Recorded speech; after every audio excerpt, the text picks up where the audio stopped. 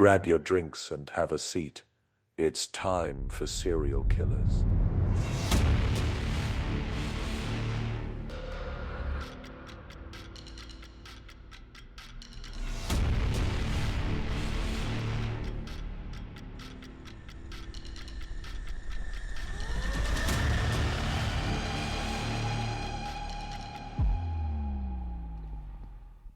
Hello. Hello. We're here. Yes, we are. I feel like it's been a while since we've recorded because we had to record early last week because I went out of town. Mm-hmm. And now we're recording on time, if not a little bit later than we normally do. So I just feel like it's been a really long gap. Yeah, I definitely have felt like I haven't been doing much podcasting. But guess what?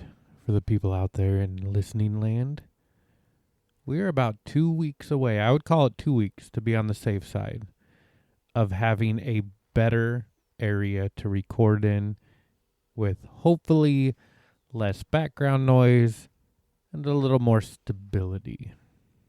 That's the hope. So wish shall us see. luck. So on that note, I'm T, And I'm Jay. and we are here to tell you stories about Serial killers. killers.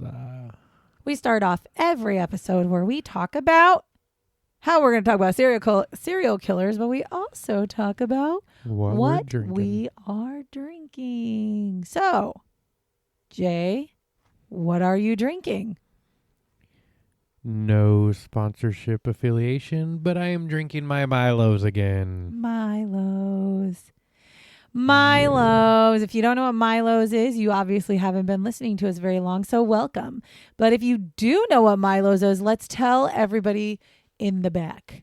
It is iced tea. It is iced tea. But it is sweetened, zero sugar Yep. added iced tea that Jay, because he's a freak, only likes sweet tea. And so he has to have it sweet, but he's on like a health journey where he doesn't need to be drinking a bunch of sugar.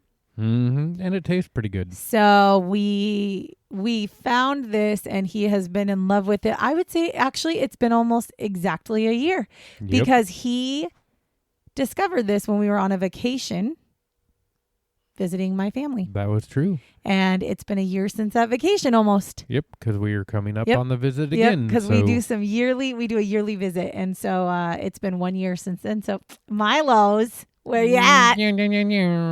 So for me, I am actually drinking just some water. It's very boring right now, but this is later at night and I have been super dehydrated.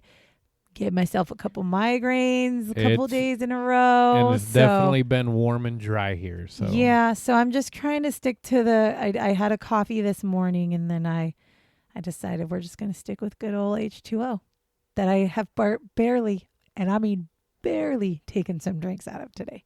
So I am really doing good on the hydration level. So this week, we are going to be talking about somebody that I kind of need to give a trigger warning. Uh-oh. So this episode will deal with the rape and mutilation of teenage boys. So if this is not the kind of thing that you are into listening to, no worries. We can catch you next episode. However, before you go, I want to make it very clear I am not going into any major details. So if you want to hang out and listen to the story, just know this does deal with that, but I don't go into any like nitty gritty gruesome details. This week we are talking about a man named Dean Corll. Old Dino. Now, Dean has two nicknames. One is the Candyman and the other is the Pied Piper. Those are two completely opposite people. So that's curious. He has 27 or more victims. Ooh, that is a lot. And the murder dates are 1970 to 1973. That is a lot in a short amount of time. Yes, it is. The location of his murders were Houston, California. Texas. Now his method of murder was shooting and strangulation, and characteristics are rape and mutilation. So Dean was born December 24th, 1939 in Fort Wayne, Indiana. What a fucking loser, by the way. You were literally born on Christmas Eve and you turned out to be a shit stain. Like, that's awesome. That's because he never got his own birthday and Christmas. Like, ew, you loser. God. He is the first child of his family to his parents, Arnold and Mary.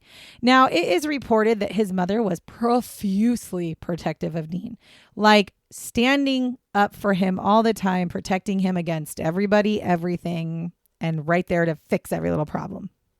Now, his father, on the other hand, Arnold, was very strict. So he had like I guess you'd say best of both worlds, because you had like a really overbearing protective parent and then a really overbearing strict parent. But you had, I guess, what you would say, they kind of balance each other out. Now, in 1946, the couple ends up divorcing after being unhappy for quite some time, and they sell their home. And then after their divorce and the home sells, Mary and Arnold and his brother, they move into a trailer in Memphis. And Dean's father, he ends up going into the Air Force. However, the parents actually continue to remain in contact, and they both wanted the kids to stay in contact with Arnold, which I think is good. They honestly did like co-parenting right. He was gone for Air Force and he wasn't going to be living at home, but he would write letters and he would stay in contact with his kids, and she was okay with that. Now, as a child, Dean was described as being shy, but very serious, like I know somebody like that. Very shy, but a very serious demeanor. And he also did not show much interest in playing with like other kids. So I would say loner life, if you will. However, he may not have shown interest in playing with the kids, but he absolutely showed concern for other people's well-being. Like, he would step in and say something or do something if something was not going right. But he wouldn't go out of his way to like play and hang out with kids. Right. But he was not, he wasn't a bully or anything like that. He genuinely kept to himself. He wanted to protect, but kept to himself. Yeah. And as he was described as a lot of people, he had a very sensitive nature towards others. So he would take things and see things that other people had happening to them and felt it deeply. Now, at the age of 7 years old, he develops rheumatic fever. However, this is not actually diagnosed until he's 11, and I don't know what rheumatic fever is. I think he had rheumatic fever, then it like went away, but it caused a heart murmur. So this rheumatic fever caused a heart murmur. Well, when they found the heart murmur when he was 11 years old, they were able to go back and say, oh, well, this is because he had rheumatic fever when he was younger. The heart murmur didn't really affect him in too many ways. Like, it wasn't like a huge problem. The one thing it did do is it made sure that he was not able to participate in sports at all. And to be honest, he didn't really sound like the type that really wanted to be involved in sports. So I don't think that was much of a problem. So basically, rheumatic fever is an inflammatory autoimmune disease that develops 2 to 4 weeks after untreated or improperly treated strep throat or scarlet fever infection. So rheumatic fever becomes permanent then? It's because it says it's an autoimmune. autoimmune. Yep, it's in between. It affects kids in between the age of 5 and 15. Okay. And can cause long-term damage to the heart, and joints, brain, and skin. Okay, well, there you go. Jay over here with the Google. So in 1950, Dean's parents, they try to reconcile their marriage. And they do. They actually get remarried. And they last for a couple of years. And then they end up divorcing again in 1953. So they gave it a good college try, but I don't think it worked out. Now, after the divorce, the children stay with their mother as they did in the first time. But they do, again, continue to have a good relationship with their father. So as I sit here and tell you this story, I do struggle with trying to figure out what the fuck happened to good old Dean, because I'm not seeing it. Okay, I'm not seeing it. Right. Now, Dean's mother does remarry. She marries a man named Jake West, and he is a traveling clock salesman. And the family ends up moving to a new city. And it is here that the family ends up starting up a small candy company called Pecan Prince or Pecan Prince, depending on where the fuck you live. But where I live, I say pecan. Pecan. Called Pecan Prince. Now, it started in their garage, and Dean worked days, nights, did school. He was part of and really heavily involved in the candy business. This is actually what led him to being named the Candyman later in life. This is why. That's where the Candyman comes into play. Quick question. Do you know the story of the Pied Piper? Kind of. He's the one that led all the children. He's not the one that led them out of the cliff and they jumped off? No, the Pied Piper, he would like come into town and he would like... What am I thinking of? The dude with the flute and like the rats? Yeah, I think that's the Pied Piper. But I mean, he basically gets children to come follow him places, right? That's what the Pied Piper is. Okay, so keep that in mind and you'll know why he's called the Pied Piper. Okie dokie. I mean, he did kill teenage boys, so that should just tell you right away. Now, Dean graduates from high school in 1958, and he briefly attends college. And didn't last very long, but he does end up enlisting in the Army, and he serves in the Army from 1958 to 1962. And again, nothing out of the ordinary that I could find. Now, I could be wrong. There could be some shit I did not see, but every single thing that talked about his life, not one thing talked about anything that would make you go, oh, well, I could understand why he turned out to be so terrible. There's not anything. Now, during his time in the military, he was stationed in Fort Polk, Louisiana, and Fort Hood, Texas. He trained there to be a radio man, and he is honorably discharged from the military, and he returns to Houston. So again, nothing bad happens. He literally serves 4 years in the military and then just like gets out. Nothing bad. Now, after being discharged, he returns to Houston, where he then again works for his mother's candy company, which has now grown. Now, it's during this time that he meets David Brooks. Now, David, he's about 12 years old at this time. David is 12 years old, not Dean. David. Now, majority of Dean's victims were abducted from Houston Heights in downtown Houston. Dean ends up recruiting 2 accomplices to help him. Oh, kids? This would be Elmer Wayne Henley, who was 15, and David Owen Brooks, who was 12. So he ends up recruiting 2 children to help him. To help lure more children. Yep. Hence the Pied Piper. Both of them were obviously teenagers at this time, and they became really close to him. I'm going to pause here for a second because I also found this out, and I did not add this into my shots. But if you have watched the, Texas Chainsaw Massacre. Yes, I have. Elmer Henley and David Owen Brooks also helped inspire Texas Chainsaw Massacre. Oh. Obviously, for most people who don't know, Texas Chainsaw Massacre is based more off of Ed Gein. But in movies that have to do with it, as a matter of fact, in the movie, in the Netflix monster series of Ed Gein that we fucking hated with passion, there are movie clips of 2 teenagers sitting on a hill and the wind is like blowing in their hair. Mm-hmm. That is the 2 boys. Oh. And so in the movie or in the TV show, they're talking about because if you haven't seen the monster series, it's basically about a producer in Hollywood who's producing this show based off Ed Gein is what it's talking about. And he is talking about how, he also used this, and he shows these 2 boys. And I kept seeing this picture when I was doing the research going, have I done this? So I actually went through all of the podcasts that I've done. So all 116 podcasts to make sure I have not done this before. Cause I kept looking at the picture going, I fucking know those 2 kids. So did I do this before? And then it clicked when I found an episode I found a research that was like, oh, hey, not only did Ed Gein have something to do with Texas Chainsaw Massacre, but so did these guys. And I was like, oh, and then it started to click. And then I was like, oh, the monster story. They were in the monster story and like news clippings. It's the exact picture. So anyways, that's a fun fact. So many of the victims that these 2 boys helped to lure were either friends of theirs or they were boys that they had met that were like helping. some of Dean's victims were also acquaintances of Dean's as well. So Dean actually would know them from the candy store or whatever. At least 2 of the victims actually worked for Dean at the candy factory. And they used the same exact type of method to attract their victims. So I'm telling you basically all this stuff, and then I'll tell you who the victims are. But I'm telling you all this stuff because it's all pretty much the same for each one.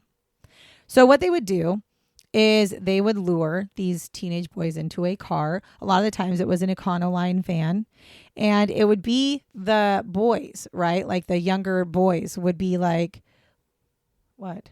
No, just Econoline van, candy man, like, come take yeah. candy from me. I got candy in my van, like fucking creepy. So they would basically pull up to where these boys were or whatever, or maybe they knew them and went to an area, and they would tell them like, hey, come inside the van with us. We're going to take you to like a party, or they would give them some sort of promise of, hey, we're going to go hang out. Let's go do something. Right. Now, once the boys would get inside the car, they were then taken to Dean's home. And once they were taken to Dean's home, they were given drugs or alcohol until they passed out. Then after that, they were forcefully put into handcuffs, stripped naked, and they were tied to a plywood board that was deemed the torture board that Dean and the 2 boys had made. And I did see a picture of this torture board. It's literally a piece of plywood with like ropes on it. And it's like the height of a person. So they would basically take them and strap them to a board so that they can't move. Now and then they would torture. Okay. So then they would torture these victims. Now, after they were done torturing, and they would torture. All of them took part in some of the tortures. Dean would sexually assault and rape these boys. And then when he was done, he would either shoot them or strangle them to death. And then sometimes, there were a few times where he actually kept the victims alive for several days. Now, after the murder of the boys, the bodies would be wrapped in plastic sheeting and they would be buried in one of 4 different areas. There was a beach on Boulevard Peninsula. There was a boat shed. There was a beach in Jefferson County, and there were the woods near Lake Sam Rayburn. Now, they buried these bodies all over those places. So in a lot of the cases, Dean would force his victims to write letters or make phone calls to their parents to basically make up excuses as to why they were not coming home, so the parents would not be worried at first about them. Oh, yeah, they're just going to stay another night. Blah, yeah. Blah, blah, blah, blah. And some of them, it's like, oh, I'm just with my friend, whoever. I'm just with my friend David, right? And some of them, because they knew each other, the parents probably were like, oh, yeah, David. I know David. Okay, cool. So it's kind of one of those things. So that's kind of the gist of how it happened. Now I'm going to give you the long list of victims. Okay. So on September 25th, 1970, Jeffrey Conan was 18. His body was found buried at High Island Beach. December 13th, 1970, James Glass, who was 14, and Danny Yates, who was also 14, both of them were actually lured away by David Brooks, and they were both killed. January 30th, 1971, Jerry Waldrop was 13, and Donald Waldrop, his brother, was 15. They were both strangled, and their bodies were found in the boat shed. March 9th of 1971, Randall Harvey, he was 15. He was shot in the head, and he was also buried in the boat shed. March 29th, 1971, David Hillegeist, he was 13. Gregory Malley-Winkle was 16.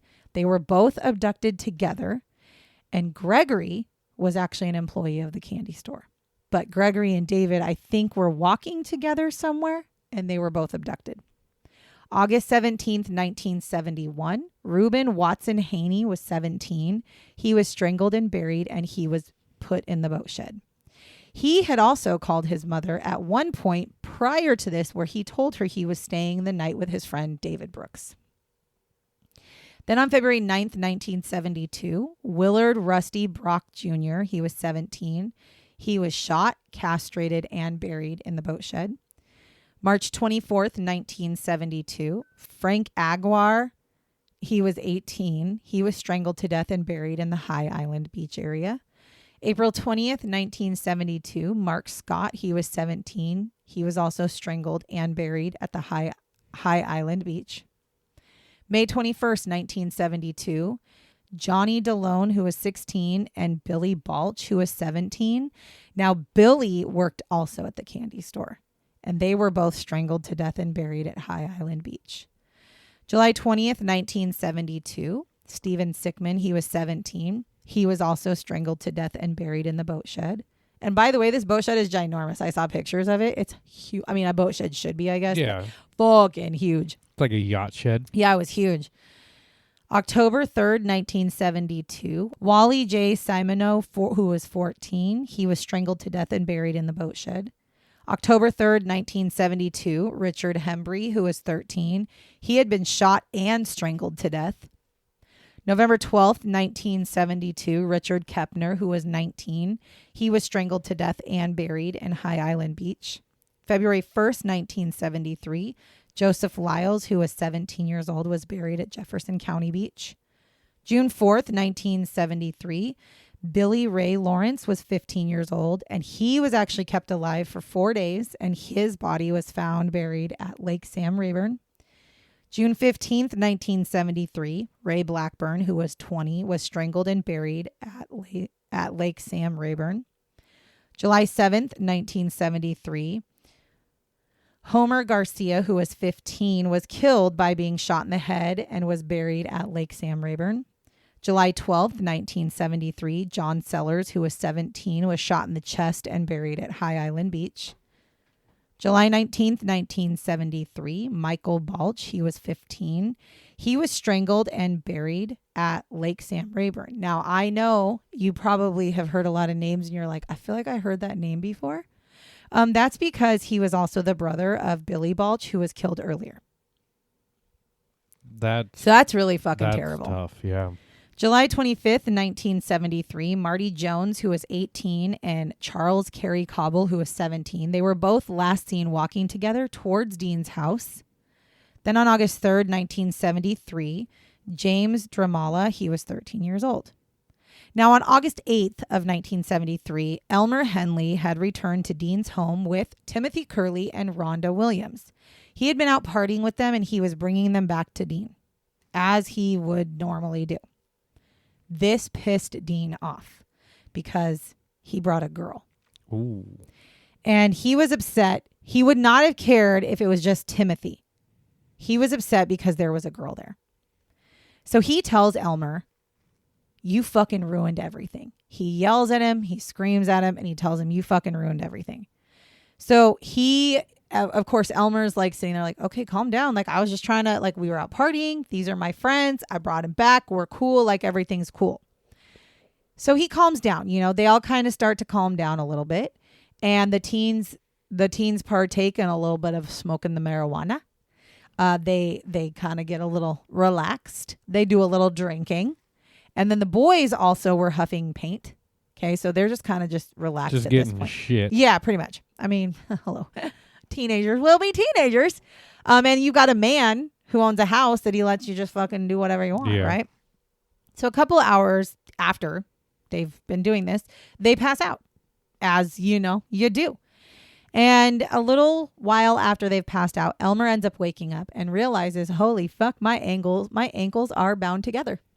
This is not what I know. And then he realizes, oh shit, my mouth is taped shut as well. And then he sees Dean taking handcuffs and putting handcuffs on him. And Elmer's like, hold the fuck on. Like, I know this story and I'm not liking it. He also looks over and happens to see that Timothy and Rhonda are also bound and gagged next to him on the floor. So the three of them are now all bound, gagged, and just sitting there. So this is the point where Dean basically looks at Elmer and says, you really fucking pissed me off. You brought a girl here. You know I'm not down with that. I'm fucking mad about it. So I'm just going to kill all of you. That's what he tells him. And then he says, but I'm going to have my fucking fun first. And by that, he means I'm going to assault and rape and torture Timothy first. Not Elmer, Timothy, the boy that he brought. And fuck Rhonda. He doesn't care about Rhonda. Yeah. So at this point, Elmer's like, listen, Dean, listen, I'm sorry. I didn't know that you would be upset if I brought a girl over. I have no idea. And he's kind of trying to talk him down. And he ends up talking Dean into letting him go. Because he says, like, I'd like to help you torture Timothy. Can I help you? Like, that's something I would like to do. So Dean is like, yeah, okay, sure. So whatever their conversation is, clearly, again, they've been doing this a long time, for 3 years now. Yeah. So he probably didn't want to kill his accomplice. And if his accomplice is over here like, I'll fucking do it, like, it's fine. So he lets him out. He also says, I'll not only help you torture Timothy, but I'll help you kill both of them. Like, just let me go. So Dean's like, okay. So he frees Elmer from his restraints. Now Elmer and Dean then take the two teens to the bedroom. And first they tie Timothy up to the torture board. So he helps tie up to the torture board. And then Dean turns to Elmer and basically says, you fucking take care of her. And so, of course, Dean's like, I'm going to take care of Timothy. So he's doing it. He's getting ready to do his thing over here. And Elmer is like going up to Rhonda and basically trying to take her clothes completely off at this point. She looks at him and says, are you seriously going to do this right now? Like, you're not going to help us? Like, she asks him this. And at this point, Elmer decides he thinks this is the opportunity for him to grab the gun that Dean had been using to, do hostage situations with these people, and points it at Dean. And he basically tells Dean, like, you've gone too far. These are my friends. I refuse to continue to have my friends be killed by you. And he's holding him at gunpoint. Now, Dean looks at him just fucking pissed and starts walking towards him. And so he basically says, you're not going to fucking shoot me. And he's literally walking. I'm like, oh yeah, okay, you're not going to fucking shoot me. Put the fucking gun down, screaming at him. So he shoots him in the head. However, it like grazes. It doesn't like go into his skull. Right. So it kind of like grazes. And so he doesn't stop. Like, he keeps going towards him. And so Elmer again fires and hits Dean in the shoulder. Now at this point, Dean's like, fucking hell, that hurt. And he starts to kind of stagger backwards and head out of the room.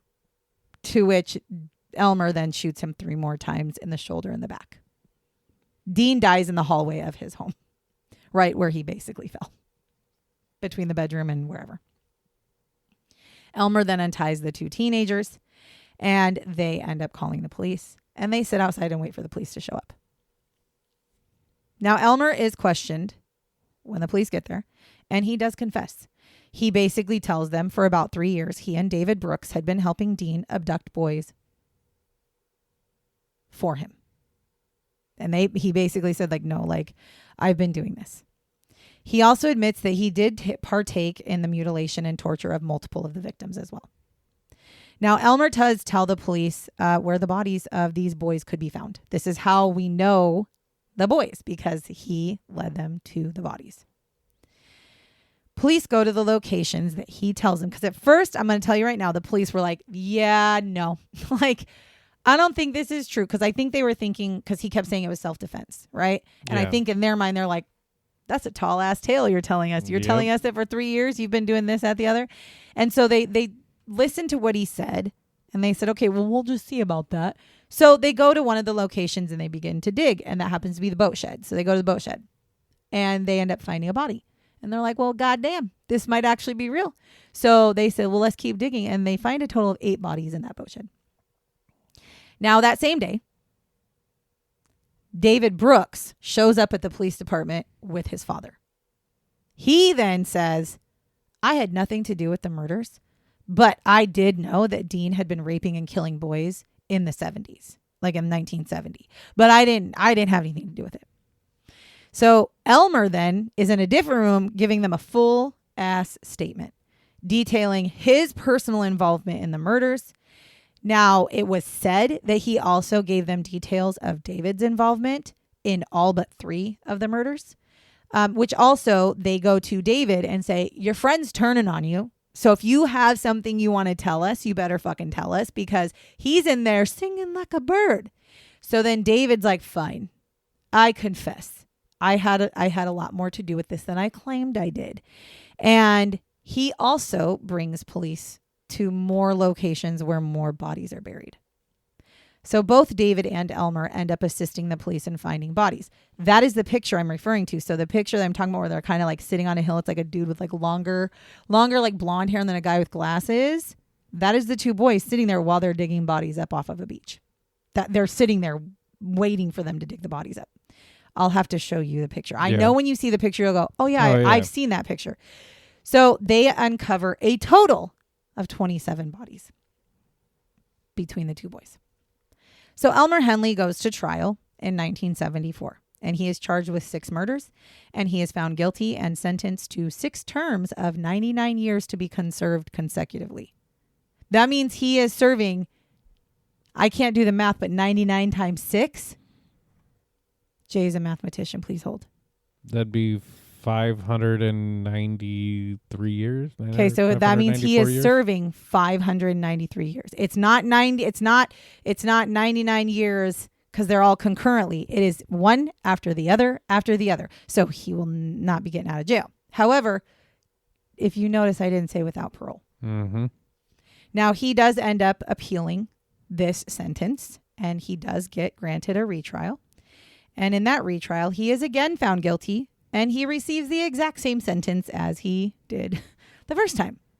Now, he tried to get parole in 1980 and a bunch of times ever since. And he has been denied every single time. As he should. Yeah. I know that he was only like 15 or 16 or 17 by the time this ended, but you still know it's wrong. Yes, you do. This is not that time where you're like, your frontal lobe. Nope. That was not a quick decision-making thing. You literally did it. Now, David also went to trial in 1975, and he was actually only charged with 1 murder, and he was found guilty, and he was sentenced to life in prison. Now, David Brooks died May 28th, 2020 from complications of COVID, and he was 65 when he died. So that's the story of Dean Corll. And I know that it ended real crazy, like because Dean got shot and killed by Elmer, so I had to like finish it up with Elmer. But I'm going to say something. But now what if Elmer and David is the other boy. What if Elmer and David were doing all the killing and everything, and Dean found out, and that's why they killed him, and then they're like, well, no, we'll try to pin it on him. I'm just saying, it could be crazy. No, I get it. I don't think so. Yeah. I don't think so. Because one of the things is, I would say probably a couple of years, maybe 1972. So like the year before he got caught, there were quite a few neighbors of Dean's mom that came to her on multiple occasions and said, something's not quite right with your son because he hangs out with a lot of really young boys. And we're pretty sure that he's gay. And we kind of think you need to reel that in. So the fact that he was seen with multiple of these boys and they ended up not living, like that tells me. Yeah, I'm just saying, like pretty much all the things I need to know. How crazy of a twist would I that am. be? You want to? I am going to say. I didn't know if I was going to say this, but I'm going to say this. There is a picture. There is a picture out there. So if you want to look, go for it. Of Dean dead on the ground, being shot. Right. Mm-hmm. There is a picture of him in the hallway, and that motherfucker is butt ass naked, dead. So also, Elmer, no, what you did was wrong, but good on you. Like, yeah. I'm not giving you kudos because you literally could have saved any of these people's lives at any time. So I don't know what triggered you in that moment to want to change things. And I don't know if it's because there was a girl there or because you were directly involved in some way. But good on you because you literally were able to save 2 people's lives, but 1 boy in particular from some pretty atrocious things. So I do have some shots. Let's hear them. So it was told that Dean would oftentimes give out free candy to children. Creep. Boys in particular. Creep. Hence the name Candyman. It also was said that he had installed a pool table in the back room of the candy store, and he would invite said teenage boys to hang out back there with him. Again, you're talking about like a mid 20-year-old adult inviting young children to come hang out. I feel like he watched Pinocchio and I like know, that he's is what giving them cigars and shit. Like, On Pleasure Island. right? Like That you're right. That is what it sounds like. But Yeah. that, I mean, but again, that is why I'm saying no. I don't think that he didn't do anything. I think he most definitely. I mean, he had an agenda, and he did the things that he did. And he was known, like I said, in the neighborhood to befriend quite a few young teenage boys that it became of concern to people in the area. He also liked to keep trophies of his victims, specifically their keys. So I don't know what anybody, if you're young, listen, I mean, you shouldn't be young, listen, but if you're like a 20-year-old, maybe you didn't have the same childhood as we did, but like back in the day, we all had house keys because our parents were at work all the time, right? So that's kind of what I'm thinking is happening here, is that he would get these kids, bring them in, kill them, and then he would empty their pockets and steal their house keys and keep them. which makes for you himself. like he could have got into these people's houses He could, and at he any didn't. time But too, he didn't. which is crazy. It was his trophy. Now, Elmer did tell the police that David and him, so Elmer and David, were paid up to $200 per victim that they were able to get to come into Dean's home. Let that sink in.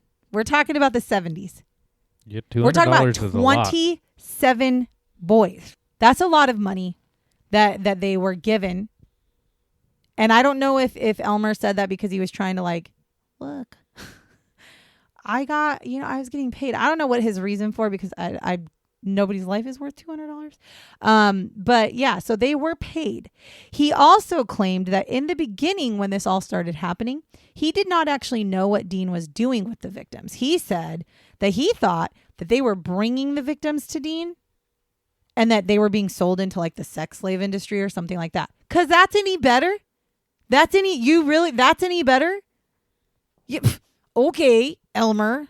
Well, if it was $200 in the 70s, it would be the equivalent to about $1,700 There you today. go. There you go. And that is, it was $200 And in the 70s. to a 15-year-old, Yeah. $1,700 is a lot of money. But that's not worth somebody's No, life. absolutely not. And if you think they're I'm being not sold saying into it the is, sex slave industry, that's not worth it either, sir. but I'm saying 15-year-olds always don't No, make the smartest you're choices. right. And if you dangle that candy, no pun yeah. intended, in front of them, You're right. That's true. like free candy and $1,700, come on.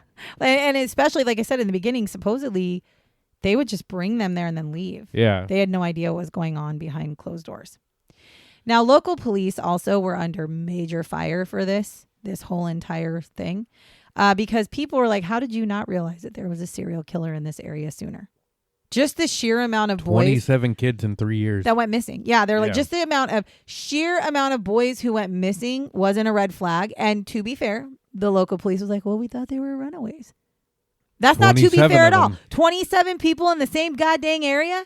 No. You didn't even try. You really just didn't even try to see if there was any connections. Because you know what? Had they looked into, I don't know, just the most basic ass research, you know what they would have found? Common denominators. And do you want to know what those common denominators would have been? What would those be? David Brooks, Elmer Henley, and Dean Corll. Because what was the thing that we said in the beginning? Most of the victims were people who were either acquaintances of Dean, friends of David's, or Elmer's. So if you would have met with all these people and said, oh, can you name some of the people your kids would hang out with? When you start seeing the same fucking name, David Brooks, you're going to go talk to David Brooks. Right. You're going to go find out, okay, David, who you hanging out with? Oh, shit, we see you hanging out with this 40-year-old. He's not really 40. We see you hanging out with this 30-year-old, 25-year-old man in a candy store. That's a little suspicious. Let's kind of watch and see. Had they done just a small amount of investigative research on these boys that were missing, when you started seeing in the same area a bunch of boys missing, you might have stopped them. Yep. And where were they last seen? With At Dean. the candy store. Exactly. So now, days after everything had broke open, right? So after Dean is killed and everything has basically come out that, oh, hey, this is what's been going on. Elmer actually goes on record to say, I did not turn in David. He said, I didn't do anything like that. So I think the police did a little tricksy. Oh, yeah. Like, And hey, your boy's over there that's flipping what I on think. you. I think that they basically said, like, hey, your boy's in there telling us all the things that because he was already telling what he was doing. He never said what David was doing. He just said what he was doing. And so they just assumed that David was part of it. And it got David to speak. He also, and I just purposely chose to keep this last. And it kind of makes me an asshole, but I don't care. He also came out and said, by the way, my name is not Elmer. It's Junior. Well, everything says Okay, Elmer, Elmer. so we're gonna call you Elmer because I'm pretty sure that's your I'm pretty sure that's your government name, so we're gonna call you Elmer. So they also, I mean, I'd probably take. I Junior understand as well. it. I understand it, but I don't care. Now they do still to this day have one unidentified victim that they have done a forensic sketch on in 2013. And they did this in hopes of finding out who he actually is. So they had his body. They have done a bunch of DNA stuff. They have done genealogy stuff. They have done a sketch. So they have like a computer sketch now that they have out. And so basically they have it up and they're like, hey, if this person looks like somebody you knew back in 1971, 72, 73, if this looks like maybe your cousin, your brother, your neighbor, let us know. Because they only have one unidentified body. Most of the victims' parents have now passed away, right? Because this, so they're not able to be there at the parole hearings to try to keep Elmer in jail, right? However, there are very few that are still alive, and they vow that they will always be at Elmer's parole hearings to ensure that he never gets out. So they've gone to every single one of them to ensure that he does not get out. And so Elmer, his most recent parole was in 2025. He was up for parole. He applied for parole. He went to the parole hearing and he got denied. Good. And here's the cherry on top of that one.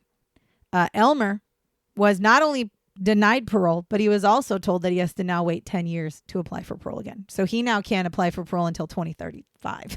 2035. Which will make him pretty old. Well, he's 69 at that parole hearing, so he won't be able to apply for parole until he's 79 years old. Right. I don't know if he's going to live that long, but I'm thinking at 79, this guy's been in jail since he was like 17, maybe 18 years old. That's a hell of a ride. That's a hell of a ride. But again, it is what it is. Like, it is what it is. You're paying for your crimes that you committed. The final shot is, this is actually a quoted statement that was made from his parole hearing. And it says, and I quote, "On behalf of over 25 victims of serial killer Elmer Wayne Henley, we deeply appreciate the Texas Parole Board listening to us and ultimately not only denying parole, but to once again grant a 10-year set-off. Bottom line, Henley deprived over 20 boys of their lives, and all we can do in return is deprive him of his liberty, and that was accomplished today." Fair enough. So I'm going to say this. I know that I probably should have named this the Dean, Elmer, David serial killer trio. The reason I did not is because, one, in my serial killer book, Dean is by himself. I did not know he had multiple people until I started doing the research. Number two, I do have a hard time when you're talking about teenage kids who are brought into something. So I'm still, Elmer Wayne Henley is labeled as a serial killer because he was involved in the murders and he did help murder 6 people. However, there's a very high probability that Elmer Wayne Henley and David Brooks would never have killed a person if it wasn't for Dean Corll. Correct. Because Dean Corll brought them in and started out kind of, I'm going to say, we're not going to say that he was grooming them, but it's kind of like grooming where he really put a lot of trust in them and made them feel like they were part of something. And then he transitioned it even more and more to the point where it ends up being that he gets them involved in killing. So I have a hard time saying that all three, they're serial killers by definition, I understand. Well, actually not even true, because David Brooks was only one person supposedly that he killed. So that's not even a serial killer. He's an accomplice. But I would still consider, even though they say serial killer Elmer Wayne Henley, I would still consider Elmer Henley a serial killer-ish. right? Right. I still think Dean Corll is the serial killer, and I think he was able to manipulate and bring 2 younger boys in to help him. And when he felt that those boys were ready to take the next step, he had them do that. Now, they had the choice, obviously, to or not. But there's something to be said for being brought under somebody's wing for a good year. That this person, again, has maybe groomed you or turned you into something that maybe you never would have been had you not been exposed to that or manipulated into doing it. That is not an excuse. And I think that Elmer Henley is serving his time, and I do hope he never gets out. I don't think he should be getting out of jail because he took the lives of people and he assisted in taking the lives of over 20 boys. I'm just saying that's why I didn't headline this, all 3 of them, because I have a hard time putting the serial killer name and label on the boys who were brought in at young ages. Right. There's just, and I know that by definition it is, but it just feels different. And like I said, in my book, it was just Dean with accomplices. So that's how we look at it. Even though out of all of them, Elmer Henley's paying the biggest price because he's the only one still alive. Yeah. And true. he killed Dean. So, so I am going to say this last little bit and then we'll get out of here. At the top of the show notes. So when you're looking at whatever platform you're listening on, there are show notes. If you just scroll down, the very first thing you're going to see under our show notes is going to say, look at the unidentified victim here, and there's going to be a link. And if you click on that link, it will bring you to the sketch, and it'll bring you to the website, the missing person's website, that is attached to the Candyman victim that is unidentified. So if you feel at all like you would like to look at that or share it or put it out there for the world to see, that'd be great, because we might get it, I don't know, we might get enough people to share it enough to maybe we can get a little bit of identifiers on this person, and maybe somebody can have some closure to their missing child from that area. So that is the first thing you'll see, is you'll see that link if you want to take a look at the unidentified boy from the Candyman murders. You never know unless you try. It's true. And that brings us to, thank you very much for listening to us tell you our stories as we usually do. As always, you can make sure to follow us and share us, because that's what y'all do and we love it. You can always follow us on Instagram, Facebook, TikTok. And again, don't forget, we have our Patreon, which is now up and running. It's still all just the free stuff. There is no extra things. There's no bonus, nothing yet. But there is the Patreon link is also in our show notes. If you click on that, it'll take you there and you can start following us on that if you are a Patreon listener, so that you can listen to us through Patreon as well. And other than that, I don't think I have very much else to say other than thank you very much for listening to us tell you the story of Dean Corll, the Candyman killer with the 2 kid accomplices. Until next week, goodbye. Bye-bye. Remember to lock your doors and bar your windows. Until next time.